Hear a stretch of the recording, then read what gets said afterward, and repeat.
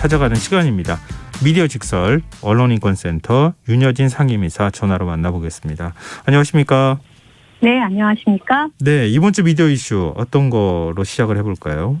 네, 최근 미디어스란 한 미디어 비평기가 공공기관이 동아일보, 경향신문에 의뢰한 6억 원에 달하는 정부 광고가 지면에서 확인되지 않는다는 문제지를 제기했습니다. 이른바 정부 광고 판다기 의혹인데요. 네. 의혹이 사실이라면 언론사는 물론 광고주인 정부와 공공기관의 방만 행정 그리고 혈세 낭비가 초래되고 있다는 점에서 좀 꼼꼼히 따져봐야 할 지점이 있어 보입니다. 오늘은 이 정부 광고 판가리 의혹에 대해서 좀 얘기를 해보고자 합니다. 이 판가리에 대해서 네. 아마 독자분들이라도 잘 모르시는 분들이 많을 그렇죠. 것 같은데요. 이 예. 판가리 의혹이 뭔지 좀 더 구체적으로 설명을 좀 해주세요. 네. 미디어스는 정부나 공공기관이 2018년부터 2021년까지 동아일보와 경향신문에 의뢰한 4천만 원 이상의 광고를 조사한 결과 네. 12건의 광고를 지면에서 찾아볼 수 없었다고 주장을 했습니다. 미디어스가 신문 스크랩 서비스인 아이서퍼 그리고 동아일보 경향신문 홈페이지 내의 지면 서비스 종이신문을 살펴본 결과 네. 정부 광고가 있어야 할 지점에 삼성, 현대, LG, SK 같은 대기업 광고가 붙어 있다는 거예요. 예를 들면 이런 거죠. 2018년도 3월 27일 인천공항 이제 광고, 정부 광고가 집행이 돼야 될 그 자리에 5천만 원짜리 광고였는데 그 자리에 SK 광고가 게재가 됐고 예. 또 2018년도 4월 28일에 LH 광고가 게재가 돼야 되는데 5,500만 원이었음에도 불구하고 그 자리에 LG 광고가 게재가 됐다는 거죠. 이렇게 총 6건의 동아일보 같은 경우에는 광고비에 5억 2천만 원이 집행이 됐지만 그 자리에 정부 광고가 들어가지 않았다는 겁니다. 경향신문에도 한 2건의 총 광고비가 이제 4천만 원씩 8천만 원짜리 광고가 지면 광고가 집행이 됐음에도 불구하고 광고비가 집행이 됐음에도 불구하고 그 자리에는 정부 광고, LH 광고가 아닌 신한은행 광고, 전주 페이퍼 광고가 게재가 됐다라고 조사한 것을 발표를 했습니다. 그때 말씀을 듣다 보니까 애초에 광고가 들어갔다가 판을 바꾸는 과정에서 빼고 거기에 대기업 광고가 들어갔는지가 명확하지는 않은데요. 일단 지금 동아일보하고 경향신문은 어떻게 설명하고 있습니까? 네, 동아일보나 경향신문은 언론재단에 공공기관 광고가 게재된 지면 PDF 파일을 증빙 자료로 제출했다고 얘기를 했습니다. 네. 그렇지만 미디어스가 동아일보와 경향신문에 정부 광고가 실리지 않은 이유에 대해서 이제 질문을 했을 때 예. 동아일보 취재는 응답하지 않았고 또 경향신문은 초판에만 요청해서 광고가 나갔다라고 답을 했어요. 거기에 대해서 이제 미디어스 기자가 초판에만 요청을 누가 했는지 또 4천만 원짜리 광고에 초판만 실리는 것은 무엇인지 이례적인 건 아닌지에 대해서 질문을 했는데 지역에서 광고주 요청으로 그렇게 할 수도 있다라고 좀 명확하지 않은 답변을 한 것으로 알고 있습니다. 지금 이게 처음 이제 신문이 한 저녁 5시 반쯤에 찍어내고 그 다음에 또 기사를 수정해서 또 찍어내고 일종의 전국판 같은 걸 찍어내고 마지막에 최종적으로 배달판이라고 해서 각 가정으로 배달되는 거 찍어내고 이게 이렇게 여러 번의 판가리가 이루어지는데 처음 초판 제일 먼저 찍어낸 신문만 광고가 잠깐 들어갔다가 판을 바꾸면서 광고가 빠지고 거기에 대기업 광고가 들어갔다 이런 얘기잖아요 지금. 맞습니다. 그래서 거기에 대해서 또 정부는 문체부나 미디어 정책과 관계자는 신문사 지면에 정부 광고가 실리지 않은 일이 반복된 것에 대해서 지면에 광고가 실리지 않는 것은 계약 불이행으로 봐야 되는데 검토하고 있다라고 얘기를 했습니다. 이 관계자는 이제 이런 정부 광고를 대행하고 있는 언론재단의 현황을 검토하고 제도를 보완하는 걸 요청을 했고 미진한 부분이 있다면 개선하겠다라고 얘기를 했어요. 네.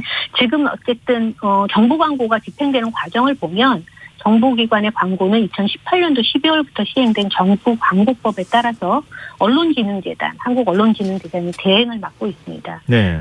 현행법은 이제 국가기관이나 지방자치단체, 공공기관, 지방공기업 등 정부기관이 신문, 인터넷신문, 방송, 5개 광고물 등의 광고를 할 경우에 문체부 장관한테 의뢰를 해야 되고 절차상 그리고 문체부 장관은 해당 업무를 한국언론진흥재단에 위탁을 하고 있습니다. 언론진흥재단은 광고액의 10%를 수수료를 받고 정부 광고 업무를 좀 독점으로 대행하고 있는 상태인데요. 언론재단이 일부 정부 광고 수탁기관으로 지정한 가장 큰 이유는 정말 이제 국민의 세금으로 운영되는 정부 광고의 효율적인 집행 때문이라고 이야기를 하고 있습니다. 네. 이번 의혹에 대해서 언론재단의 관계자는 문체부와 아까 했던 얘기하고 좀 대동소이한데 대책회의를 하고 있다. 제도적 관행적인 문제가 좀 혼재되어 있었다. 아울러 개선책을 마련 중에 있다. 큰 틀에서 개선을 할 거고 또 수천만 원의 정부 광고가 초판에만 실리는 것은 타당한가라는 질문에 대해서는 대행기관이어서 일일이 체크할 수 없었다 정도로 대답을 한 것으로 알고 있습니다. 근데 광고를 싣는다는 게 지면에 있는 그 자리를 사는 거잖아요. 그렇죠. 근데 그 자리를 샀는데 엉뚱한 게 지금 나중에 가서는 들어갔다. 이런 얘기가 되는 건데 관리부실에 대한 책임은 비껴나기 어려운 거 아닌가 싶은데요. 근데 비슷한 논란이 또 있다면서요? 네, 맞습니다. 비슷한 논란이 또 있었죠. 앞서 미디어스는 정부 공공기관 광고가 있어야 할 조선일보 지면에 대기업 아파트 분양 광고가 게재된 걸 확인해서 보도한 바가 있습니다. 당시에 이제 조선일보도 관련 의혹이 불거졌을 당시에 영덕군청의 지방 발행 신문에만 광고가 실렸다라고 해명을 했는데 그것도 좀 적절치 않았어요. 그 해명도 좀 명확하지 않은 게 조선일보의 지방판 전면 광고비는 2,775만 원 정도인데 그럼에도 불구하고 지방판에 실린 공공기관 광고가 굉장히 광고비가 과다했다고 볼 수 있거든요. 또 문제는 광고주인 정부 공공기관은 해당 사실을 파악하지 못했다는 거죠. 지방판에만 실렸다는 사실을 몰랐다는 겁니다. 미디어스가 2018년부터 21년까지 조선일보 정부 광고 내역을 확인한 결과 아까도 비슷하게 2018년도 7월 26일하고 28일에는 한국토지주택공사의 전면 광고가 있어야 되는데 들어가지 않았던 거고요.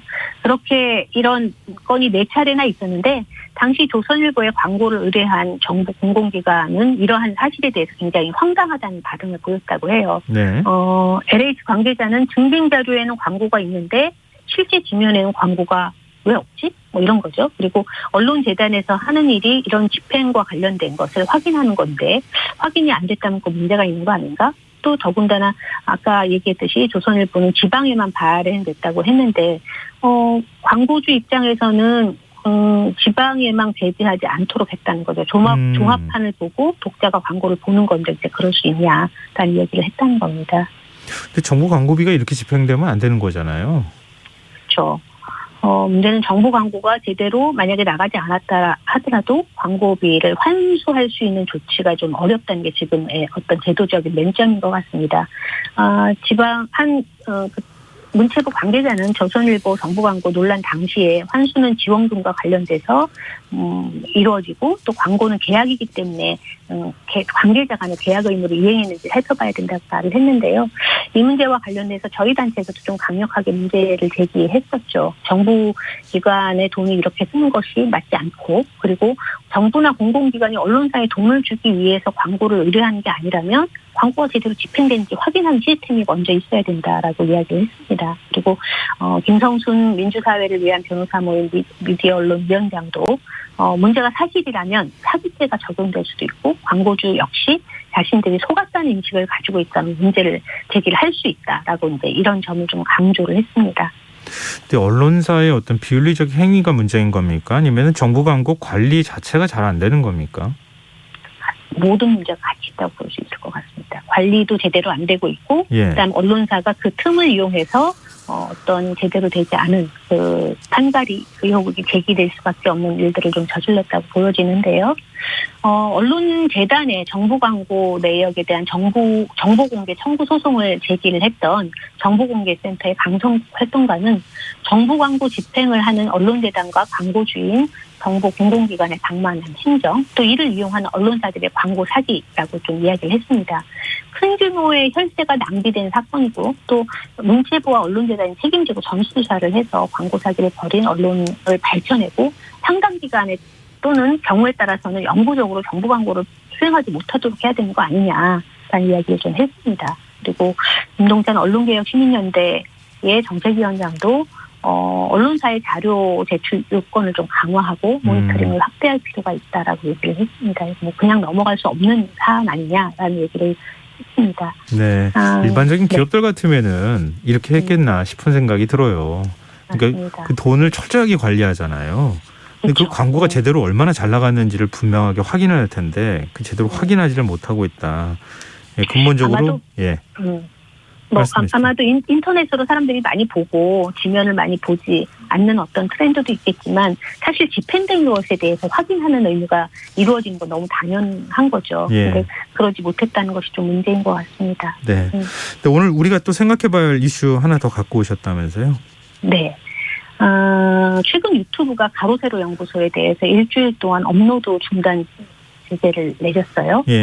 이유는 의료정보정책 위반이 이유로 좀 제시됐는데 이에 대해서 이제 가세연을 운영하는 강용석 변호사가 또 다른 유튜브를 운영하고 있어요. 강용석 변호사는 예. 강용석의 정기서울연합이라는 유튜브를 통해서 유튜브가 일주일 동안 가세연 채널을 정지시켰다. 그리고 대선을 앞두고 결국 이런 일이 터졌다라고 얘기를 하면서 대선까지는 아직 시간이 많이 남아있고 대선이 가까울수록 가세연의 역할이 커지니까 지금은 자중자애하겠다라고 이제 밝혔습니다. 그럼 뭐 정치적인 이유로 지금 그 업로드를 못하거나 이렇게 했다는 얘기예요? 주장은? 그렇지 않은데 이렇게 반응을 한 거죠.